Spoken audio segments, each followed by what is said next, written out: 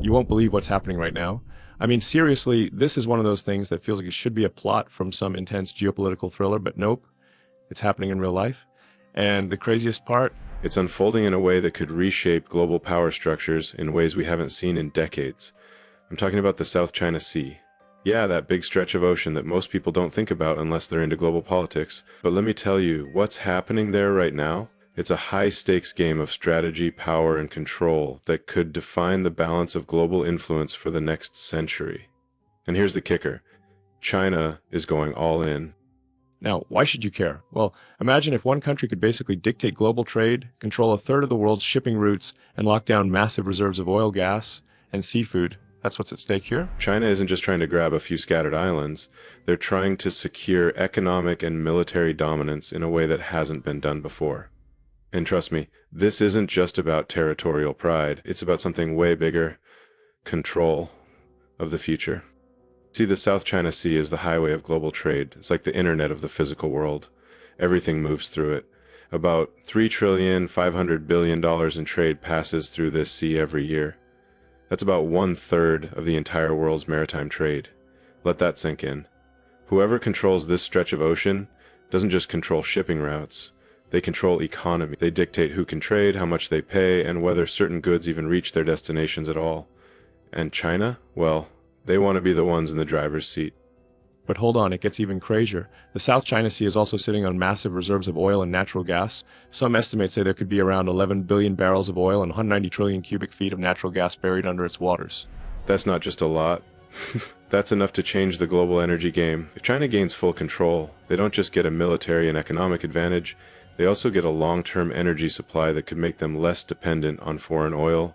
And when a country with the world's second largest economy no longer needs to rely on imported energy, that's a game changer. Now let's talk about military strategy. Because this isn't just about trade or resources, it's about who controls the future of military power in the Pacific. The South China Sea is positioned between the Pacific and Indian Oceans, making it a key route for both commercial and military ships. If China locks it down, they could basically dictate who moves through the region. They could disrupt military operations from the United States, Australia, or Japan whenever they want. They could block supply chains, they could monitor naval activities, and even deploy their own fleet without any interference. Imagine a scenario where U.S. aircraft carriers or allied naval fleets can't move freely without China's approval. That's what's at stake.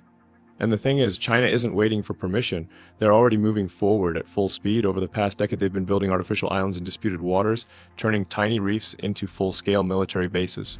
We're talking runways, missile systems, barracks, ports, and radar stations, all in a place that's supposed to be international waters. These islands weren't even above sea level a few years ago, but now they're fortified military outposts. And if you think that's bold, wait until you hear about the 9-dash line. This is China's claim that basically encircles about 90% of the South China Sea, including areas that legally belong to other countries like the Philippines, Vietnam, Malaysia, and Indonesia. But here's where it gets even crazier. China signed an international treaty, the United Nations Convention on the Law of the Sea, UNCLOS, which actually contradicts their own claim. According to UNCLOS, countries have the right to an exclusive economic zone, EEZ, extending 200 nautical miles from their shores. But China? They just ignored that. Their 9-dash line cuts deep into the EEZs of multiple countries, and when an international tribunal ruled against them in 2016, guess what? They refused to accept the ruling. So what's the response? Well, countries like the Philippines and Vietnam are pushing back, and the US isn't happy either. The US Navy regularly conducts freedom of navigation operations, Basically sailing through contested waters to challenge China's claims. But China isn't backing down. They've deployed Coast Guard ships, militarized fishing vessels, and even fired water cannons at other nations' ships to intimidate them. And let's not forget the fact that they're also building one of the world's largest naval fleets. At this rate, China's Navy could soon surpass the size of the US Navy, and that's a big deal. So yeah, this isn't just some regional dispute, it's a global power struggle. If China gets full control over the South China Sea, they won't just control trade and resources, they'll set the rules for military movement in the entire region. That's a direct challenge to the existing world order, and it's one that the US and its allies can't afford to ignore. Now, the big question is this leading to war? I mean, look at history. Major territorial disputes like this don't usually end with a handshake. The tensions are rising, and the more China pushes, the more countries like the US, Japan, and Australia are forced to respond. This could spiral into something way bigger than just a few disputed islands. And if it does, well, let's just say the consequences would be massive. But here's what's really interesting. China isn't just flexing its military muscle, they're also playing the long game. They're investing in economic partnerships, buying political influence, and expanding their Belt and Road Initiative to increase their global power. They don't just want military control, they want economic dominance. They're building ports in Africa, Latin America, and Southeast Asia, securing supply chains and setting the stage for a future where the world depends on Chinese infrastructure and trade routes. So yeah, this isn't just about some disputed islands. This is about the future of global power. The South China Sea is the battlefield not just for warships, but for economic and strategic supremacy. If China wins this battle, they don't just gain a sea, they gain the ability to reshape the global order on their terms. And that's something everyone should be paying attention to. The future of the South China Sea remains one of the most pressing geopolitical questions of our time. The region has become more than just a disputed maritime zone. It's a stage where global power struggles are playing out, where the lines between economic ambition, military strategy, and national sovereignty blur. And the stakes? They couldn't be higher. As tensions rise, the world is watching to see how China, the United States, and the surrounding nations will navigate this complex situation. Will diplomacy prevail, or are we heading toward a confrontation that could reshape the balance of power in Asia and beyond? The thing is, conflicts over strategic waterways aren't new.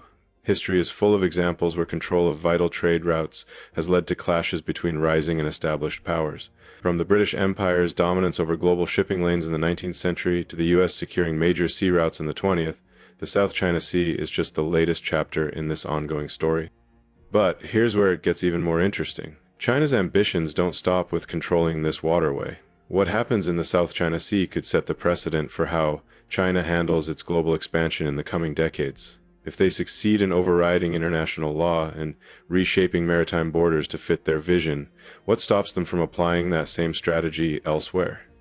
It's not just about the Philippines, Vietnam, or Malaysia. It's about the message it sends to the world. If China solidifies its grip here, it signals to the rest of the world that economic might and military power can redefine global norms, regardless of past treaties or international rulings. The economic implications alone are massive. A future where China dictates the rules of the South China Sea means that global supply chains, already under strain from political instability, economic shifts, and climate challenges, could become even more fragile. Imagine a scenario where China uses its control over the region to impose tariffs, restrict shipping routes, or favor certain countries over others. The South China Sea isn't just an open highway of trade, it's a bottleneck that could either support or disrupt the entire global economy, depending on who controls it. But the military implications might be even more concerning. A fully militarized South China Sea, dominated by Chinese naval forces, could force countries like Japan, South Korea, and Australia to rethink their own defense strategies. The US, which has maintained naval dominance in the Pacific since World War II, would face its most significant challenge in decades.